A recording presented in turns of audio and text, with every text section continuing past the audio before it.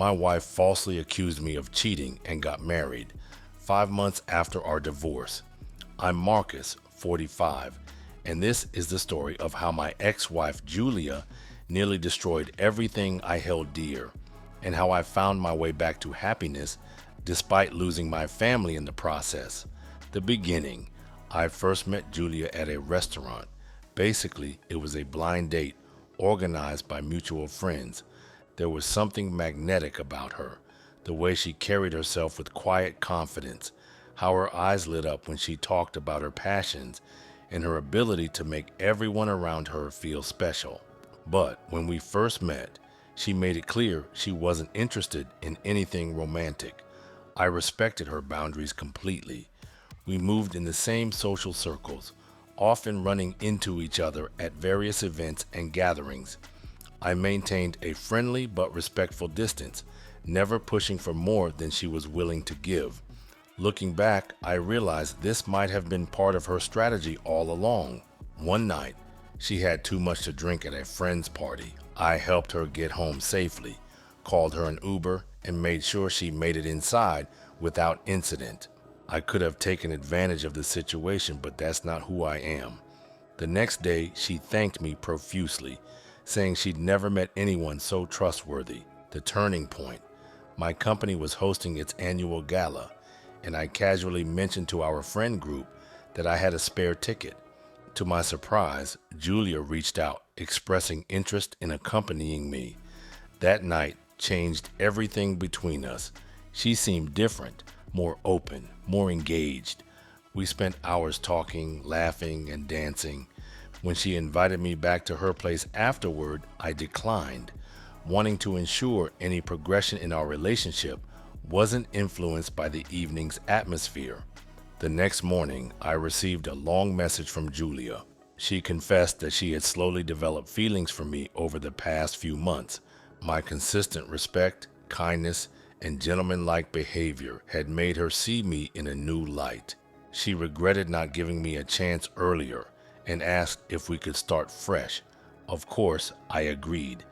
My feelings for her had never truly faded, and I was overjoyed at the prospect of finally having a chance with her. We began dating, and everything seemed perfect. Julia was attentive, caring, and seemed to adore me as much as I adored her. Moving in together. After dating for 18 months, we decided to move in together. Both our leases were ending, and it seemed like the natural next step. However, this is when I started noticing things about Julia that I had previously overlooked or dismissed. Julia had expensive tastes. She always gravitated toward luxury items and high-end experiences. During our apartment hunt, she insisted on looking at upscale buildings that were honestly beyond her means. When I pointed this out, she argued that since I earned more as a software architect, I should cover 70% of the rent. At the time, I was so in love that I agreed, ignoring the red flag this represented. Once we found a place, another issue surfaced. Julia hated my furniture.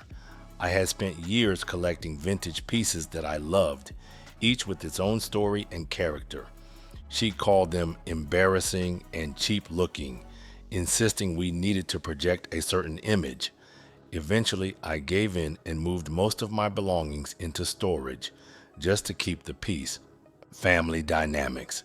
Julia was exceptionally skilled at building relationships with my family, especially my parents. She spent countless hours with my mother, helping in the garden or cooking together. She would listen intently to my father's stories about his time in the military, showing genuine interest in every detail. Her own family situation was complicated.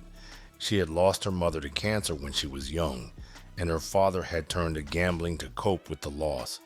Julia had cut ties with him during college, unable to handle the emotional toll of his addiction. This background story made my parents even more protective of her, seeing her as a daughter who needed the family she never had. Marriage and early struggles. After 3 years together, I proposed. We had discussed marriage, and Julia had expressed her desire to start a family soon. I spent weeks selecting the perfect ring, planning an elaborate proposal at her favorite restaurant. When she said yes, her joy seemed completely genuine. The wedding planning revealed more about Julia's financial expectations. She had minimal savings due to student loans, so my parents and I covered nearly all the wedding expenses. I didn't mind. I wanted to give her the beautiful wedding she deserved. The ceremony was perfect, everything we had dreamed of. However, our marital bliss was short-lived. We struggled to conceive, and medical tests revealed that Julia had a condition making natural pregnancy nearly impossible. This news devastated her. She had always dreamed of being a mother, and the reality that she might never carry her own child sent her into a deep depression. I suggested adoption or surrogacy, but Julia wouldn't hear of it.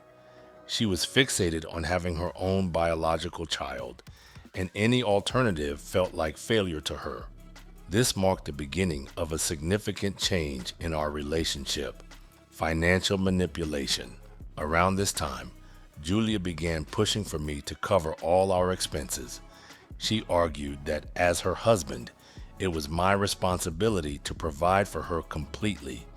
Throughout our relationship, I had always been generous, paying for most dates, vacations, and the majority of our shared expenses. But I believed in partnership, especially since we both had good careers. When I refused to take on all financial responsibilities, Julia went to my mother for support. She complained like a child running to a parent, and my mother, being traditional in her views, took her side immediately. My mother insisted it was my duty as a husband to provide for my wife's every need, including allowing her to leave her job if she wished. This betrayal hurt deeply. I had a heated argument with Julia about involving my parents in our private matters. In her anger, she admitted she regretted marrying someone who couldn't fully support her lifestyle. This was when I first suspected that Julia might be more interested in my financial potential than in me as a person. The descent. After our fight, Julia began withdrawing completely. She withheld affection, stopped participating in household duties, and spent most of her time gaming online. I tried repeatedly to talk things through, to find some compromise, but she remained distant and cold. Then, without any discussion, Julia quit her job.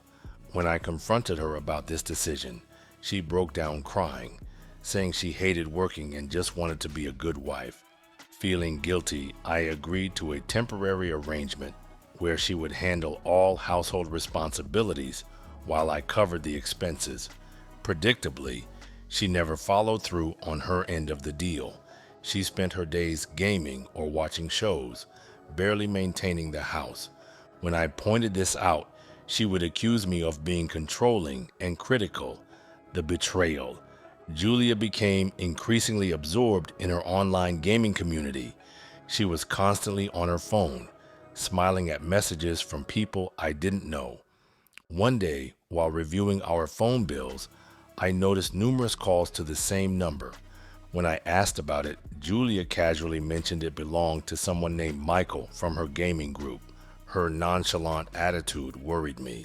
When I pressed further, she admitted to feeling emotionally attracted to Michael. I checked her phone and discovered months of intimate conversations between them. She tried to delete those conversations, but she failed to totally delete them from the deleted folder on her iPhone. She had told Michael she had fallen out of love with me, but kept me around as her financial security. They had mocked me together, with Michael calling me a pathetic nerd who deserved to be used. The aftermath. When I confronted Julia about the affair and demanded a divorce, she laughed in my face. She suggested we could have an open marriage if that would make things easier for me to accept. When I refused and asked her to move out, her demeanor changed completely. Julia called my parents in tears, spinning a tale about how I had been unfaithful to her. She claimed she had caught me cheating and that I was now making up lies to kick her out. To my shock, my parents immediately believed her. My mother called me, furious and disappointed. while my father expressed his shame in my behavior. It turned out Julia had been laying groundwork for months, telling my parents about suspicious late nights, mysterious lipstick stains, and concerning text messages, all completely fabricated. Even when I showed them proof of her affair, they insisted I must have manipulated the evidence to cover my tracks. The divorce. Despite Julia's attempts to manipulate the situation, we got divorced. My lawyer successfully presented evidence of her infidelity, and the judge ruled in my favor regarding alimony. However, the damage to my family relationships was irreparable. My parents continued to believe Julia's version of events, insisting I must have done something to drive her to infidelity. Our relationship deteriorated further when, just 5 months after our divorce, Julia announced her engagement to Michael, the same man she had cheated with. The final straw came when my mother decided to attend Julia's wedding. When I confronted her about this decision, she claimed she felt obligated to support Julia, who had no family of her own. The pain of this betrayal was almost unbearable. Healing and moving forward, I turned to therapy to process everything that had happened. It took years to work through the anger and hurt, to understand that none of it was my fault.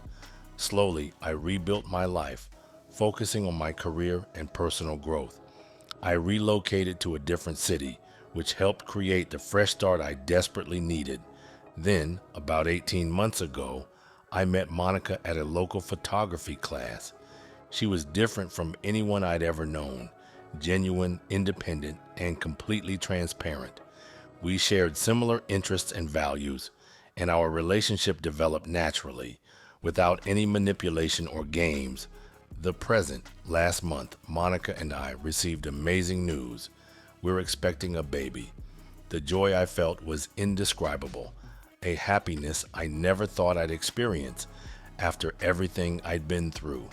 A week ago, I proposed, and when she said yes, we both cried tears of pure joy.